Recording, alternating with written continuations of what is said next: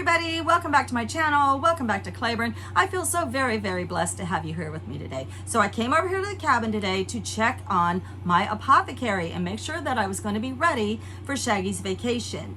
Now, as I said in a previous video, we're going to be working on some pretty major projects, and some of those involve power tools and corrugated tin and old tin and walking through the woods. So all kinds of things can happen, and you want to make sure that you're prepared for anything. So I came over today to check on the apothecary and noticed that some of my herbs could be turned into tinctures and bandages and whatnot, and I wanted to share one of my favorites with you, which is the Yarrow bandage. So I hope you enjoy this video.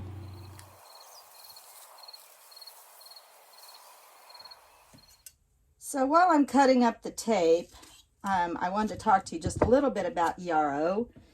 I really can't speak to the hybrid Yarrows that people grow in their garden because I do not grow that. So many of you saw where I put in a white pollinator garden in the back of my cabin, and in that white pollinator garden was several native Yarrow plants. And I'm just somebody who prefers native over anything else because it's easy access for me and it just grows naturally in my area. I don't have to work at it.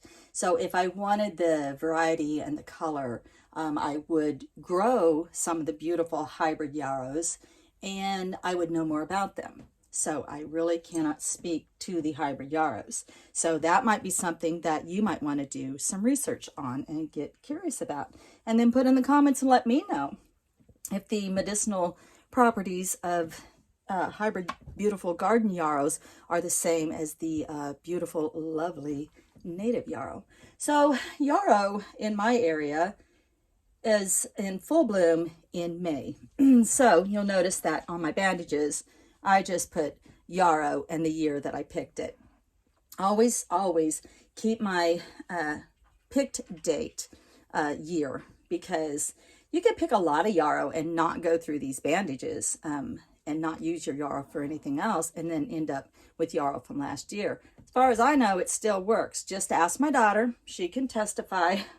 She was here one week and some of our trees are quite thorny, and she went to pick up something and jammed a huge hole in her hand. Come up here to Mama to see what I had in the apothecary. We put a Yarrow bandage on it, and it immediately stopped the pain, disinfected the wound, stopped the bleeding, and just plain old made her feel better. So if she watches the video, she can testify to that. So I know it blooms in May, so I just put the year. All right, so I have my Yarrow here in a jar, what's left of 2022's Yarrow that I'm going to go ahead and wrap up today for bandages. So I always put what it is. It's wild Yarrow, where I got it. This time it was beside the road, and when I got it. So this was a 5 of 22. So like I said, I know that Yarrow blooms around here in May, so the month isn't that important to me. But when you're first starting out, you definitely want to remember when your plants are blooming in your area and when is the best, most peak time to harvest them. So when it comes to drying my Yarrow, I no longer use a dehydrator.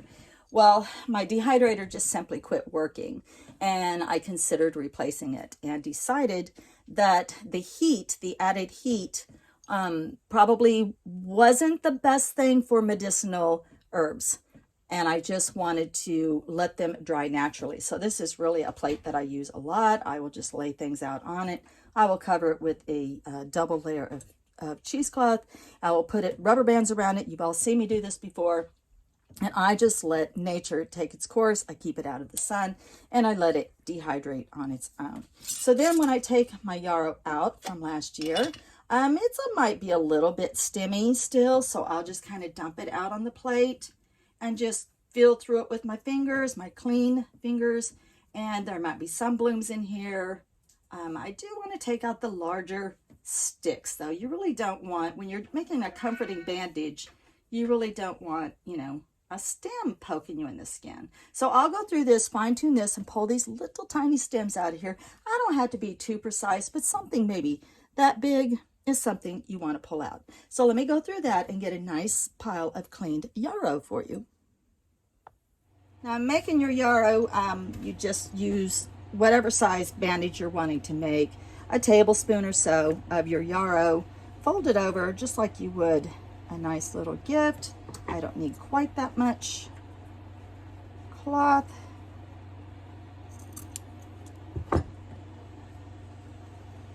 Fold it over. Take off those edges. It's just a bit too thick. Tidy up your edges. Put your tape on there. And then you want to write on your bandage itself, on the tape side, what this is. So it's just yarrow. And you want to add what date you actually harvested, not the date. It doesn't, you don't have to have the month, but you do need the year, so that these are from 2022, and that way I know how potent these are. And then with your yarrow bandages, you want to keep them in a nice little box, just like you would Band-Aids, that can be locked, so that if it gets knocked off, it, you know, you don't degrade these by them all falling in the floor. The medicated bandages box is resupplied and ready to go. So this wonderful plant ally known as yarrow, people have been using it for thousands of years, and that stands as a true testament to its beneficial properties. Hopefully you'll check your apothecary. Make sure that you're always supplied and ready to go for whatever life throws your way. Much, much love and light. Blessed be.